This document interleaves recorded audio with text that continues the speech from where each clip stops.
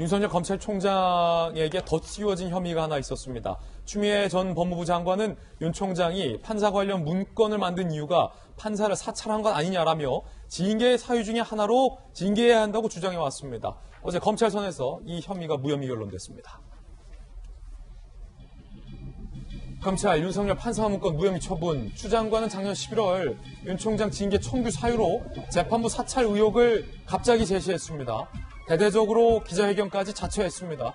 이것은 판사를 사찰한 것이다라는 주장도 이어졌었습니다. 그리고 대검의 수사를 의뢰한 바 있습니다. 당시 윤 총장 측은 사찰이라는 말을 너무 부당하게 사용한다라며 반발을 한 바 있습니다. 이 사건 서울 고검이 봤는데요. 윤 총장의 수사를 배제한 채 일선 실무자들까지 고검이 직접 조사를 했습니다. 재판부 사찰 의혹, 직권남용 혐의 인정되지 않는다며 무혐의 결론을 내렸습니다. 당시에 추 장관이 윤 총장에 대한 징계를 밝히면서 판사 문건을 주요 징계 사유로 들었습니다. 오후 시간에 갑자기 기자회견까지 했는데요. 그때의 발언 들어보시죠.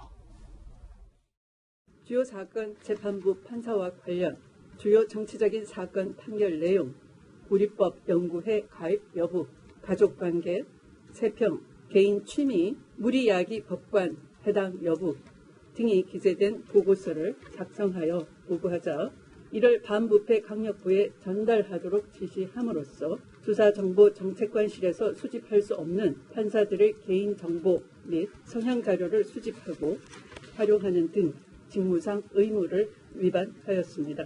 확인된 검찰총장의 비위 혐의가 매우 심각하고 중대하여 검찰총장에 대한 징계를 청구하고 직무 집행정지 명령을 하게 되었습니다. 정혁진 변호사님, 당시 추미애 장관이 매우 심각하고 긴급하다, 직무를 정지하고 징계를 청구했다라며 판사 사찰 혐의를 주장했는데 결국 이 의혹에 대해서 조사했지만 무혐의 결론이 내려졌다. 이거 어떤 의미입니까? 그러니까 이게 굉장히 대단한 것이 있는 것처럼 일국의 검찰총장을 그렇게 몰고 갈 정도로, 그런데 결국 결론은 다 아무것도 아닌 것이 돼버렸죠. 이게 직권남용인데요. 그 대검 감찰부에서 하는 게 맞을 수도 있지만은 대검은 이제 검찰총장을 할 수밖에 없는 거니까, 그러니까 서울 고검 감찰부 내려보낸 건데, 그 한마디로 보면은 이것은 사찰 자료가 아니고 업무 자료다, 이렇게 판단을 한 것 같습니다.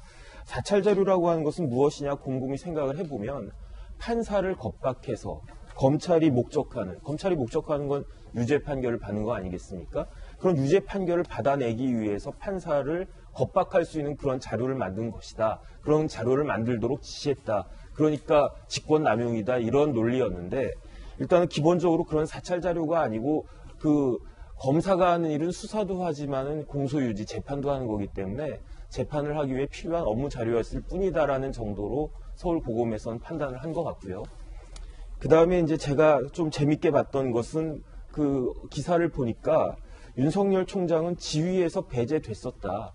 그 말은 윤 총장도 본인이 스스로 이야기한 것처럼 식물총장에 불과했다. 식물이 무슨 어떻게 직권남용을 하느냐. 그런 내용까지도 들어있었던 것 같아요. 그래서 사족을 갖다 좀 붙이자면 결국은 지금 많은 분들이 지금 잊어버리셨을 수도 있겠지만 윤 총장 관련해가지고는 행정소송, 본안소송이 징계 관련해서 그 진행이 되고 있거든요.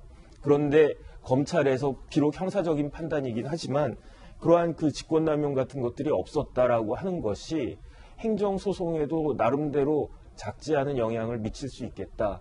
그런 생각을 하면서 추미애 장관은 계속 뭐라고 그럴까, 윤 총장에게 도움되는 일들만 해주는 것이 아닌가, 오히려 역으로 그런 생각까지 들었습니다. 예, 정혁진 변호사님 견해였습니다. 당시 이 혐의에 대해서, 의혹에 대해서 여당에서도 공세를 가했습니다.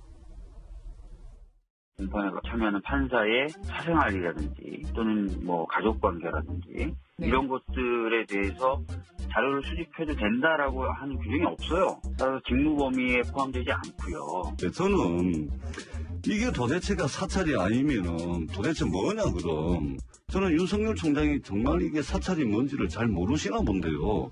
이게 바로 사찰이고 자폭 수준의 사찰 문건 공개입니다. 이거는 윤석열 총장이 자폭한 겁니다. 판사들의 사찰에 대해서는 충분하게 저는 국회에서 단행할 수 있는 요소들이 있다고 생각합니다. 윤석열 총장을 그대로 두고 우리가 제도 개혁을 하면 된다 이렇게 말씀을 많이 하시지만 그것은 너무 사안을 안이하게 보는 생각이라는 들고요.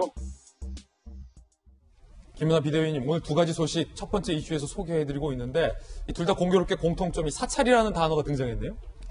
글쎄요, 저는 이제 앞으로 사찰이라는 단어 참 조심해서 써야 될 것 같습니다. 어떻게 프레임을 띄우느냐에 따라 달라지는데요. 결과적으로 지금 누가 누구를 사찰했는지 법적 판단에서는 우리가 당초 생각했던 것과는 다르게 나타나고 있는데요. 결국 문재인 정부가 적폐청산이라는 것으로 사찰을 단죄했던 그 정부가 결국은 자기들도 똑같이 사찰이라는 그 습관을 벗지 못했던 게 아닌가 생각이 듭니다. 예, 첫 번째 이슈 전해드렸습니다.